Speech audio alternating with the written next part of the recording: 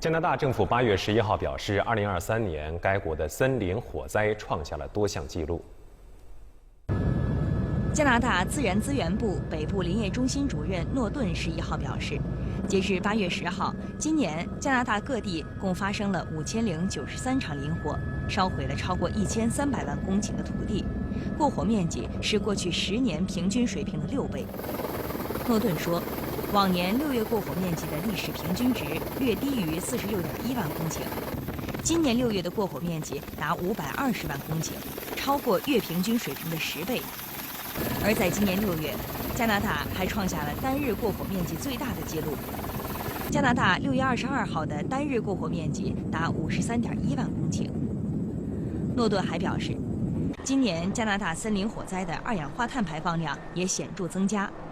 初步估计的二氧化碳排放量已超过10亿吨。此外，根据加拿大自然资源部的模型以及加拿大环境和气候变化部的数据，